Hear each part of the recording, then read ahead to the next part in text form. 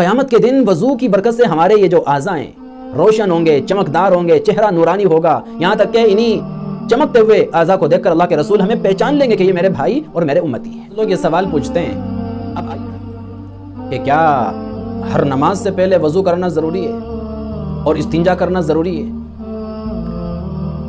اور اسی طرح سے بعض لوگ وضو کے بارے میں جاننا چاہتے ہیں کہ اس کے فوائد کیا ہیں، اس کے منافع کیا ہیں، اور کیا نماز کے لیے وضو کرنا بالکل ضروری ہے؟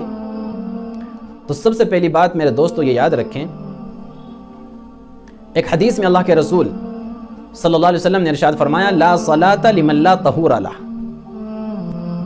بغیر وضو کے نماز کا کوئی اعتبار نہیں۔ اس سے ہمیں پتہ چلتا ہے کہ نماز کے لیے وضو کرنا شرط ہے، جب تک وضو نہیں تب تک نماز کا کوئی اعتبار نہیں۔ اور یہاں سے یہ بھی پتہ چلتا ہے کہ جو وضو ہے جس کو اللہ تعالیٰ نے نماز کے لیے لازمی جز، لازمی شرط قرار دیا ہے کہ اس کے بغیر نماز کا ہی کوئی اعتبار نہیں، یہ بہت عظیم عمل ہے۔ اس کے اندر مادی بھی فائدے، دنیاوی بھی فائدے، جسمانی بھی فائدے، روحانی بھی فائدے، اور آخرت کے تو فائدے ہی فائدے ہیں۔ وضو کی برکت سے آدمی کے اندر پاک صاف رہنے کا جذبہ پیدا ہوتا ہے۔ وضو کی برکت سے 24 گھنٹے ہمارے ہاتھ، پاؤں اور چہرہ صاف ستھرے رہتے ہیں۔ وضو کی وجہ سے دل کے اندر ایک سرور اور ایک سکون پیدا ہوتا ہے، چہرے پر ایک نور پیدا ہوتا ہے، دل کے اندر اللہ کی خشیت پیدا ہوتی ہے، طبیعت کے اندر انبساط اور فرحت پیدا ہوتی ہے۔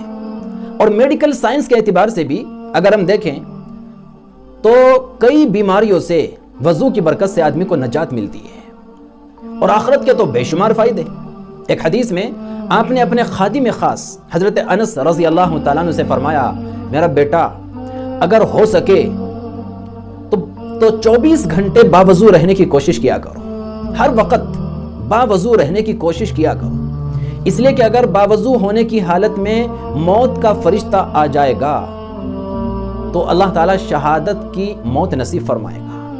یعنی اگر وضو کی حالت میں انسان مر بھی جائے تو حضور فرماتے ہیں کہ اللہ اس کو شہادت کی موت نصیب کرتے ہیں۔ اتنا زبردست عمل، اور ایک حدیث تو بہت ہی پیاری ہے۔ ایک دفعہ اپنے صحابہ کرام سے فرمایا بھائی میری خواہش ہے کہ میں اپنے بھائیوں کو دیکھوں۔ صحابہ نے کہا اللہ کے رسول کیا ہم آپ کے بھائی نہیں؟ کیا ہم آپ کے بھائی نہیں؟ حضور نے فرمایا ارے تم تو میرے صحابہ ہو، میرے صحابہ، میرے بھائی تو وہ ہیں جو میرے بعد میں آئیں گے۔ صحابہ نے کہا اللہ کے رسول پھر آپ ان کو پہچانیں گے کیسے جب وہ آپ کے بعد میں آئیں گے؟ تو آپ نے فرمایا تو مجھے بتاؤ اگر بلیک کلر کے گھوڑوں میں وائٹ کلر کے گھوڑوں کو چھوڑ دیا جائے تو کیا مالک پہچان نہیں لیتا؟ صحابہ نے کہا جی اللہ کے رسول تو پہچان لیتا ہے۔ آپ نے فرمایا تو پھر سنو، قیامت کے دن میں حوض کوثر پر رہوں گا، کچھ لوگ میرے پاس آئیں گے جن کے اعضائے وضو کے اعضاء چمک رہے ہوں گے، چہروں پر نور ہوگا، چمکتے دمکتے روشن چہروں کے ساتھ کچھ لوگ میرے پاس آئیں گے، میں ان کے چمکتے دمکتے چہروں کو دیکھ کر پہچان لوں گا کہ یہ میرے بھائی ہیں، میرے امتی ہیں۔ اللہ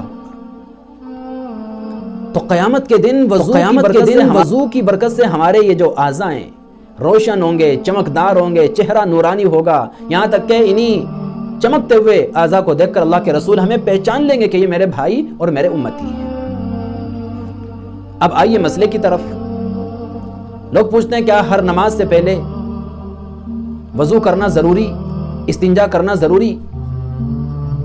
تو بھائی یاد رکھیں اگر آپ کا پہلے سے وضو ہے تو پھر ہر نماز سے پہلے آپ کو وضو کرنے کی ضرورت نہیں ہے، اور اگر استنجا کی حاجت نہیں ہے تو استنجا کرنے کی بھی ضرورت نہیں ہے۔ جب تک آپ کا وضو برقرار ہے آپ اس وضو سے کئی نمازیں پڑھ سکتے ہو، فرائض بھی نوافل بھی، جب تک آپ کا وضو نہ ٹوٹے آپ تب تک نمازیں پڑھ سکتے ہو۔ اللہ کے رسول صلی اللہ علیہ وسلم نے فتح مکہ کے دن ایک وضو سے 5 نمازیں ادا فرمائی، 5 نمازیں۔ اسی طرح ایک حدیث میں آتا ہے اللہ کے رسول علیہ الصلوۃ والسلام نے عصر کا وضو فرمایا اور اسی وضو سے عصر کی نماز بھی پڑھی اور مغرب کی نماز بھی پڑھی۔ تو اس سے پتہ چلتا ہے کہ ایک وضو سے آپ کئی نمازیں پڑھ سکتے ہو، جب تک آپ کا وضو نہ ٹوٹ جائے نیا وضو کرنے کی کوئی ضرورت نہیں۔ امام اعظم ابو حنیفہ رحمۃ اللہ علیہ کے بارے میں تو مشہور ہے، عشاء کے وضو سے 40 سال تک انہوں نے فجر کی نماز ادا کی۔ تو یاد رکھیں، ایک وضو سے آپ کئی نمازیں پڑھ سکتے ہیں، ہر نماز سے پہلے وضو کرنا ضروری نہیں، جب تک کہ آپ کا وضو نہ ٹوٹ جائے۔ وضو پر وضو کرنے کی، نیا وضو بنانے کی ضرورت نہیں، اسی وضو سے آپ نمازیں پڑھ سکتے ہو۔ البتہ ہر نماز سے پہلے نیا وضو کرنا یہ افضل اور مستحب ہے۔